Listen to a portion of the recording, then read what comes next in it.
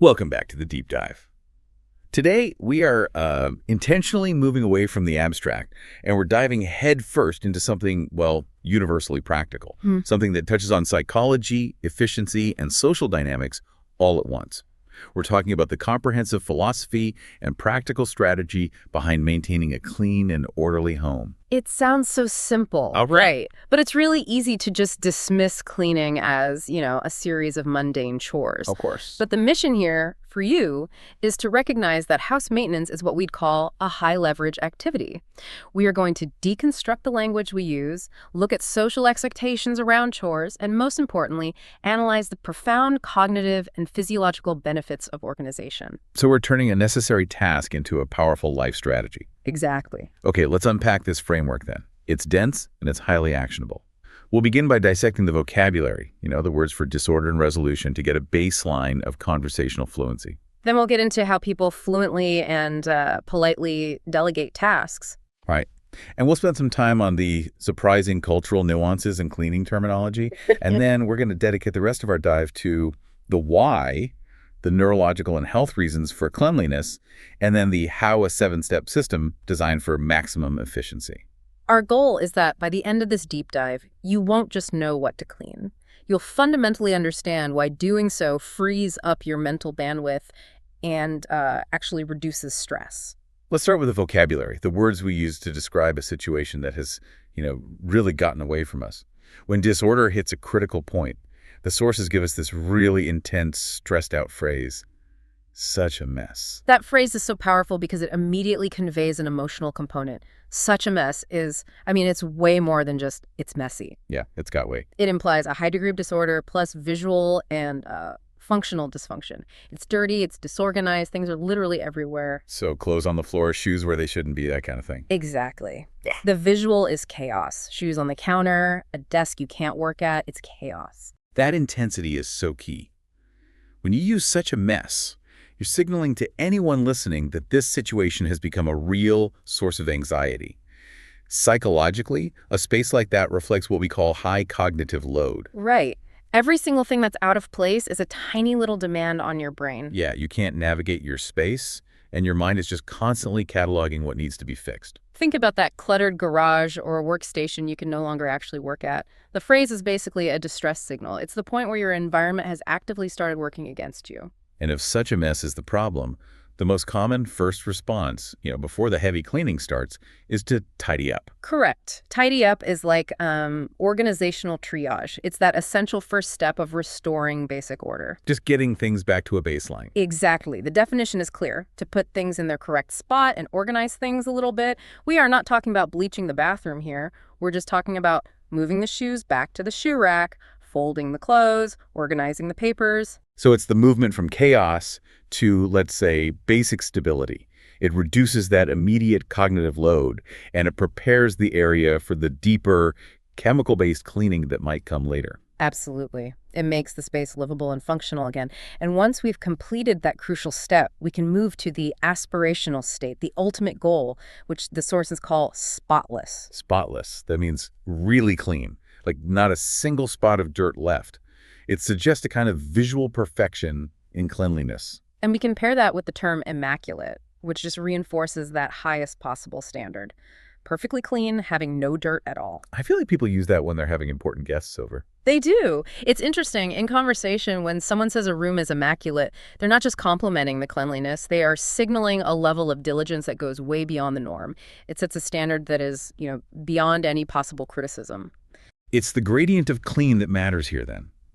You have tidy up, which is organization, then clean for general hygiene, and then spotless or immaculate, which is that demanding aspirational state of perfection. This is a really useful distinction for you to have. Most daily maintenance is just tidying up, whereas spotless is often reserved for, special efforts.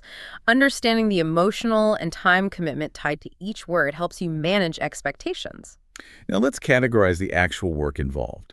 These common, non-negotiable tasks around the house, the things you just have to do, we call them chores. Chores. They represent that universal responsibility of maintaining a domestic life. The examples are the classics. Doing the laundry, making the bed, or that quintessential outdoor chore, taking out the garbage. They're repetitive, necessary, and, let's be honest, generally not enjoyable. Not at all. But they are vital for the smooth functioning of the household. The source material had an interesting anecdote about childhood chores, specifically one involving chopping wood. That's a heavy-duty physical chore that seems almost, I don't know, archaic now, doesn't it? It does, but it serves a crucial purpose in the discussion. It highlights that the universal nature of the responsibility, it transcends the task itself. So it doesn't matter what the chore is. Right. Whether you are holding socks or chopping wood, the act of completing a chore instills discipline, accountability, and an early sense of domestic responsibility. It teaches you that effort is required to maintain the comfort of your environment. That learned discipline is powerful. And that sense of responsibility often extends outside the house, mainly around getting necessary supplies, which, of course, brings us to the major external chore, dealing with groceries. Right. Groceries are defined as all the food items you need from the supermarket, your staples like bread, milk, meat, vegetables.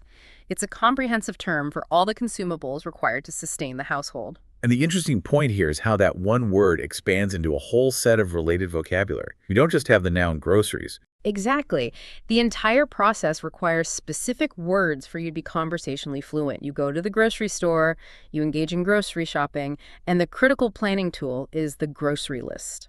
Analyzing these related phrases shows that getting groceries isn't a single action, but a multi-step process.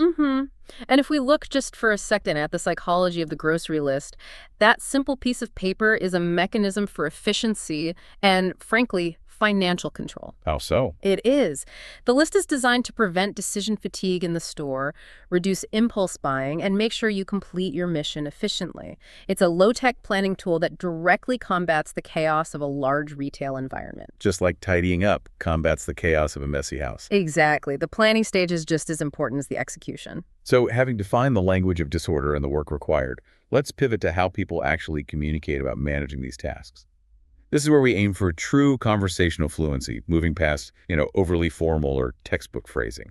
Right, because we often need to establish boundaries about our current focus. And the sources gave us a fantastic, natural phrase for this. Instead of the blunt, "I'm busy," or the vague, "I'm doing something," we use the far more fluent and respectful, "I'm in the middle of something right now." This is a profound difference in communication style. When you say, "I'm in the middle of something," you're signaling more than just being occupied. Yes. You're communicating that you are currently focused on a task that is important and, potentially at a critical point where an interruption would be unwelcome. It's an exercise in setting cognitive boundaries. It buys you a moment without causing conflict. It does. It conveys a level of focused effort that warrants respect. It tells the other person, "I hear you, but I need a minute to reach a natural pause point." It avoids that abruptness of a flat refusal while promising you'll pay attention soon. And speaking of paying attention soon, we need a phrase for that too. For promising immediate action. If someone asks for help and you're almost done, what's the fast-paced alternative to "I'll be there soon"? The fluent phrase here is, "I'll be there in a second." So common. It's everywhere in everyday conversation. It means, quite literally, "I'll be there very fast, very soon." It's an effective way to promise immediate attention, even though we all know it might take a little longer than an actual second. It acknowledges the impatience of modern life. For sure. And the desire for a quick resolution. It's an expression of speedy commitment that makes the asker feel heard.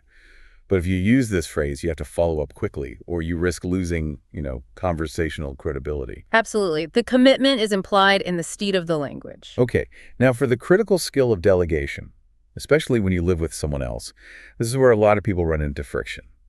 How do we ask someone to do a task without sounding demanding? The source dialogue offered the perfect structure for this. "Why don't you clean the floors and I'll go to the supermarket?" This structure is genius from a social dynamic perspective. It really is. It moves the request away from the hierarchical "can you" or the accusatory "you should," and it reframes it completely. So why is that reframing so effective, say, in a partnership? Because it shifts the focus from an individual instruction to mutual problem solving. It becomes about partnership. By phrasing it as a suggestion, "Why don't you do X and I'll do Y," you're proposing a balanced exchange, a division of labor that feels fair and efficient. You're treating the mess as a shared problem, not just one person's burden to fix. Exactly. It creates a team dynamic, and it mitigates the potential for the request to be perceived as a command. For our listeners who want to be more fluent in managing a household, internalizing and using this "why don't you" and all, structure is a massive upgrade in communication. It really is. Think about it. You're both tired after a long day. Well, If you say, "Could you please wash the dishes?" it feels like another burden. But if you say, "Why don't you rest for a bit while I start dinner, and then maybe you can tackle the dishes after," you're integrating the task into a shared schedule. it's negotiation disguised as a suggestion. That's a great way to put it. And it also signals that you, the speaker, are actively involved in the solution, not just delegating from the couch. It ensures the perceived effort is balanced. This structure, in short, is, I think, the cornerstone of shared domestic labor. I agree completely. We're transitioning now to explore some fascinating, subtle differences in terminology across regions, the linguistic quirks that reveal geography, and then we'll tackle the broader and very important social context of who is actually doing the housework. Right. These cultural nuances in cleaning and shopping language, they show how brands and history shape our vocabulary. They're small details, but knowing them helps you navigate conversations across different English-speaking regions so much more seamlessly. Okay, let's start with retail spaces. In North America, the common term for a large building with many shops inside is a mall. And as the sources highlight, the direct British English equivalent is typically the shopping center. The building is identical, the purpose is identical, but the language immediately flags your regional origin. It's a simple substitution, but a necessary one for clarity, depending on who you're talking to. And we see the same thing happen with tools, particularly the vacuum cleaner. In American English, we would say, "We need to vacuum the rug." Right. But if you are in the UK, you will frequently hear people say they need to hoover the rug. This is a classic example of what's called brand genericization. Where the brand name becomes the verb. Exactly. Hoover was such a dominant early brand that its name just became the word for the action itself. It's just like how Xerox became synonymous with photocopying, or how some people ask for a Kleenex when they need any brand of facial tissue. It's the ultimate linguistic shortcut. So when someone says they're hoovering, they're just cleaning the floor, not necessarily using a Hoover brand machine. Correct. And sticking with shopping, there is nuance in how we classify food stores. In Canada and much of North America, the tendency is to call even the largest chain retailer a grocery store. Which contrasts with other places like parts of the UK where grocery store might be reserved for a smaller neighborhood corner shop. Yes, and the much larger establishment will be referred to exclusively as a supermarket. So this difference reflects not just vocabulary, but I guess scale and consumption habits. Are you running in for a quick item, or are you doing the big weekly stock up? Exactly.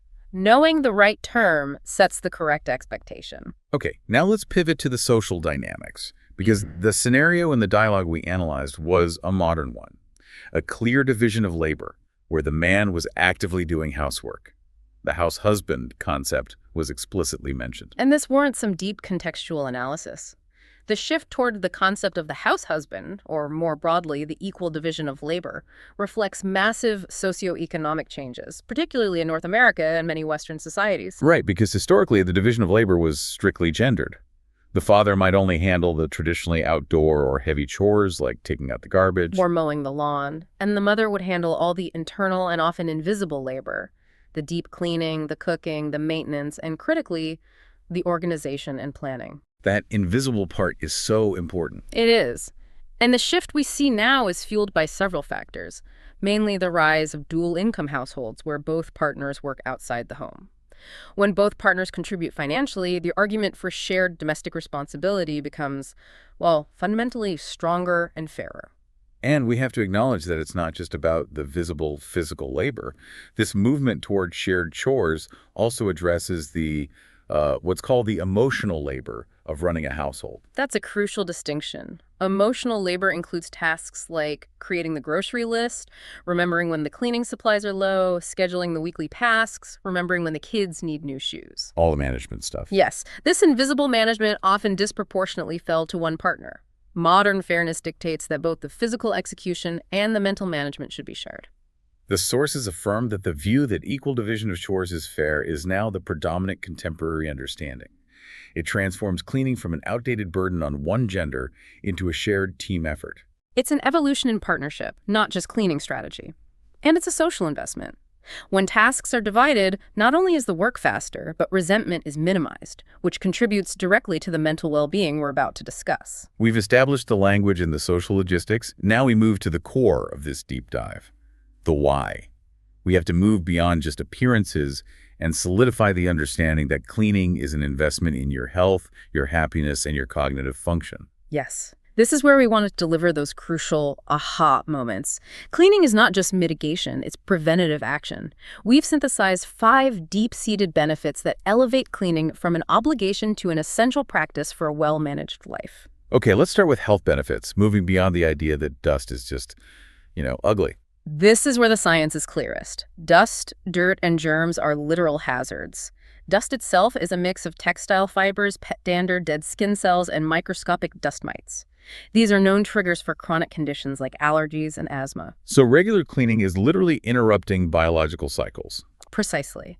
The source emphasizes that actions like sweeping, mopping, and wiping surfaces actively remove not just visible dirt, but also harmful bacteria and viruses, strains of influenza, common cold pathogens, gastrointestinal bacteria. Especially in places like the kitchen and bathroom. Absolutely. By cleaning regularly, you are directly reducing the bioburden in your environment, which reduces the chance of illness. It's an immediate, effective form of preventative public health inside your own home.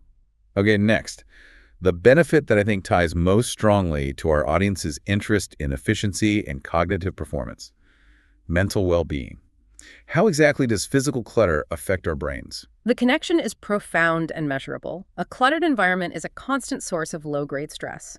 When you look at a messy space, your brain is processing sensory overload. It doesn't know where to look or what to prioritize. This sustained effort triggers a chronic stress response, releasing hormones like cortisol. So clutter is literally making us anxious. It is. Conversely, a clean house promotes calm, focus, and happiness. And crucially, tidying up helps you avoid what psychologists call the Zeigarnik effect. The Zeigarnik effect. Yes. It's the tendency to remember unfinished tasks more readily than finished ones. When your house is a mess, your cognitive system is constantly flooded with these open loops. The unfinished task of doing the dishes, putting away the laundry, sorting the papers. And cleaning closes those loops. Exactly. A tidy space allows you to think clearly and relax. It instills a vital sense of control and peace. By completing these physical tasks, you reduce the background noise in your mind, which directly mitigates anxiety and frees up your mental energy. The third benefit focuses on pure, measurable output: better organization. Cleaning forces organization. It's a necessary byproduct. When you clean, you have to categorize and sort your belongings. This is an investment in your future efficiency. And what's the ultimate payoff for that investment? Reduce decision fatigue and save time. When everything is in its proper place, you are not spending precious mental resources deciding where to put something or frantically searching for lost items, keys, bills, documents. I think we've all been there. Oh, for sure. That cumulative time saving adds up. But more importantly, the cognitive energy you save from not having to constantly search or reorganize is channeled toward higher value activities. Organization is the operational efficiency of your life. Okay, benefit number 4 speaks to our role as social beings: respect and hospitality. A clean house is a form of nonverbal communication. It shows respect for yourself, for your environment, and importantly, for the people who share that space or visit you. It sets the tone for social interaction and makes guests feel safe and welcome. That's right. Guests feel genuinely welcome and comfortable when they enter a tidy, clean environment. The space suggests order and care. Plus, a tidy house reflects a positive impression of your personality. It signals discipline and attention to detail. Traits that are usually seen as positive. Right. It's an affirmation that you value the relationship enough to prepare your space for their comfort. And finally, we have the most immediate and physical reason for cleanliness: safety. This moves beyond just aesthetics into immediate risk management. A messy house is just dangerous.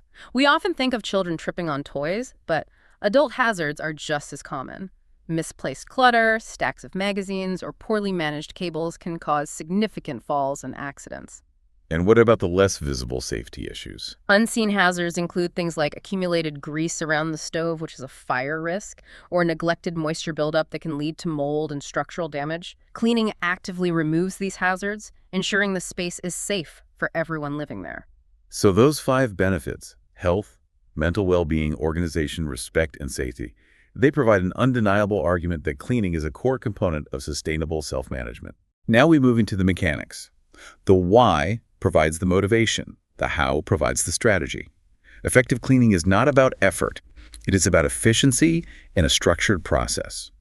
So let's walk through the 7 strategic steps that turn cleaning the house from an overwhelming task into a manageable project. Right, and this systematic framework is designed to counter procrastination and maximize the results of your effort. It transforms a daunting whole into a series of predictable, achievable actions. Step 1.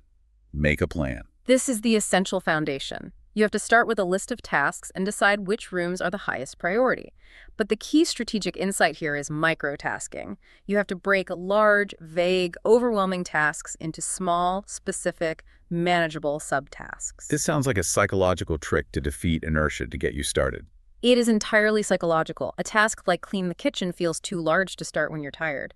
But if you break it down into wash dishes, wipe the counter, and sweep the floor, you only need the energy to start that first small item. And success on that small task generates momentum. Exactly. That carries you through the rest. This technique combats procrastination by lowering the barrier to entry. Okay, step 2. Gather your tools. This step is all about maintaining what we call a flow state. You collect all necessary items, brooms, mops, cloths, detergents, vacuum, trash bags, before you start the process. Why is this planning phase so absolutely critical to efficiency? Every time you start cleaning to search for a tool, you break your focus. That interruption costs cognitive energy, it wastes physical time, and it provides an opportunity for distraction. By having everything centralized, like in a cleaning caddy or a bucket, you ensure a smooth, continuous workflow. It makes the whole process faster and easier. Significantly. Step 3, clean one room at a time. This is a focused application of energy. You concentrate intensely on completing one room entirely before moving to the next. And the benefit of that? The psychological benefit is crucial. You get immediate, tangible evidence of progress. If you flit between dusting a living room and scrubbing the kitchen sink, you feel like you're working hard, but neither room looks finished. And that can be really demotivating. Right, you don't get that feeling of completion. Exactly. By finishing one room, you celebrate a small victory, which refuels your motivation to tackle the next challenge. Starting with high-priority areas, like the kitchen or back room, provides the biggest immediate reduction in stress. Okay, step 4 is the golden rule, the most important strategic rule of physical movement in cleaning. Start from top to bottom. This leverages the fundamental law of gravity for maximum efficiency. You must always clean upper surfaces first, dust the shelves, wipe high fixtures, clean the windows, and then wipe down furniture. And the technical reason for this is pretty straightforward, right? Simple physics. When you dust or wipe, dust and debris become airborne and eventually they fall. If you clean the floor first, you immediately make it dirty again with the gust fall. That just makes so much sense. By cleaning upper surfaces first, all that dirt settles on the floor, where it can be collected and removed thoroughly at the very end when you sweep or vacuum. This ensures you only clean the floor once. Step 5 moves from cleaning to long-term sustainability. Declutter. This is an editorial process for your life. Cleaning takes care of dirt. Decluttering takes care of stuff. You get rid of items you do not need. Old papers, broken things, clothes that don't fit or haven't been worn in a year. But we often keep things due to emotional attachment or fear that we might need them someday. That's the classic challenge. You have to actively break that attachment and overcome the sunk cost fallacy, the idea that because you bought it, you have to keep it. So what's the actionable insight? It's clear. Donate, recycle, or discard these unwanted items. Decluttering creates space, visual simplicity, and reinforces the mental well-being benefits we discussed earlier by removing sources of that low-grade anxiety. Step 6 is the key to maintaining control. Set a schedule. Cleaning cannot be a reaction. It must be a habit, a ritual.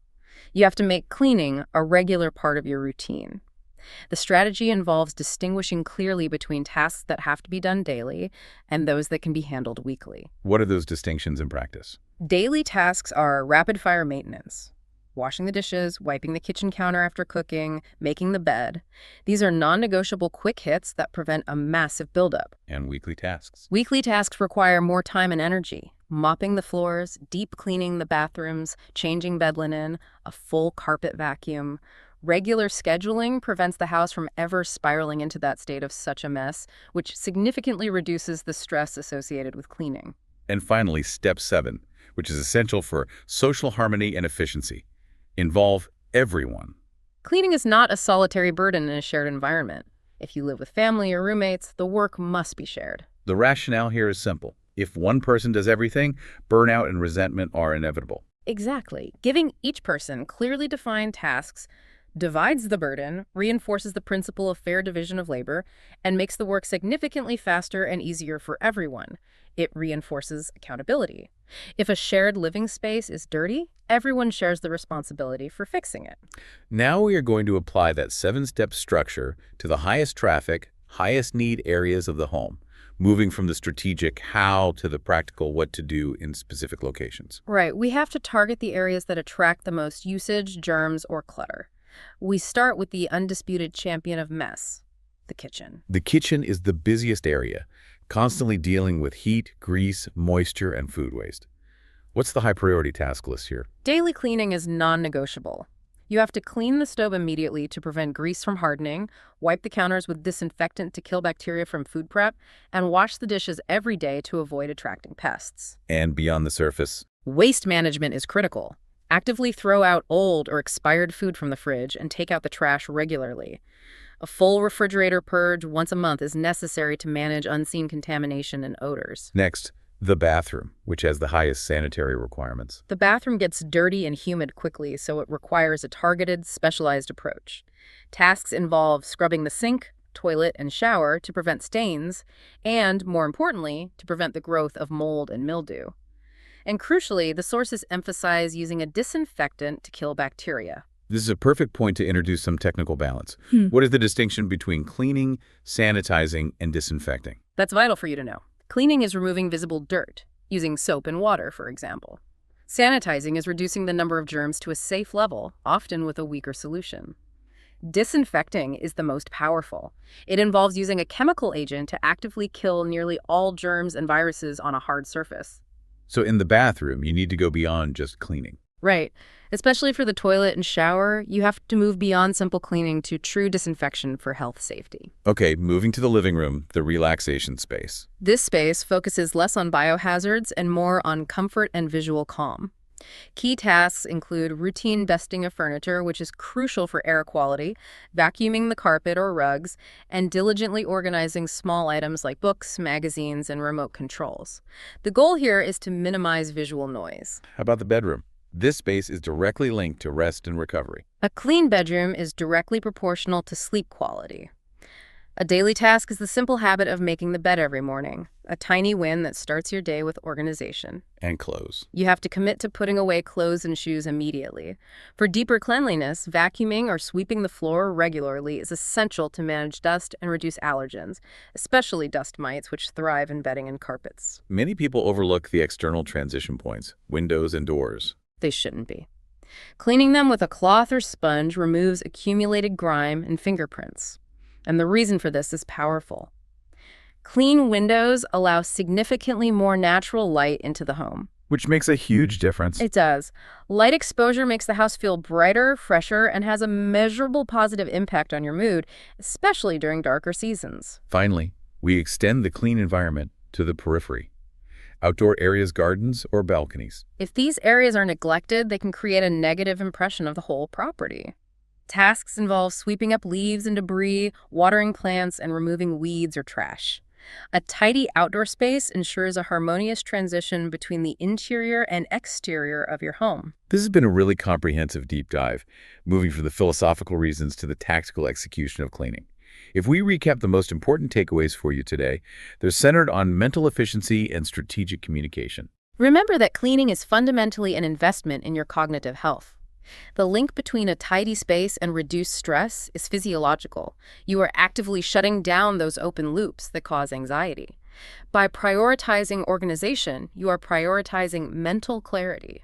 And on the tactical side, we learned that delegation is a social skill. You have to internalize the power of polite suggestion, replacing a command with the fluent, team-based phrase, "Why don't you?" and "I'll." It transforms a request into a partnership. And of course, the efficiency rule of cleaning top to bottom. It saves you significant time and effort every single time you do it. Plus, the strategic practice of breaking a daunting task like clean the bathroom into 3 small specific subtasks is the key to conquering procrastination. The sources provided us with an excellent framework for maintenance, the daily and weekly habits that keep life running smoothly. But here's a final thought for you to carry forward. If routine cleaning is an investment in mental well-being, think about the long-term emotional and cognitive debt you incur when you perpetually postpone a necessary deep clean. Right. How does that continuous background awareness of those neglected tasks, the messy corner, the cluttered closet, how does that drain your daily energy reserves? The pursuit of a truly spotless or functionally clean home is not about impressing guests. It's about eliminating friction in your daily life. Scheduling chores translates directly into scheduling your capacity for relaxation, because when the work is done, your mind can truly rest. A powerful perspective shift to end on. Prioritizing tidiness is prioritizing calm and control. We hope this deep dive has given you the language, the motivation, and the clear, detailed strategy you need to tackle whatever level of messiness awaits. Until the next deep dive, we encourage you to keep your spaces organized, your mind clear, and your partnership fluent in delegation.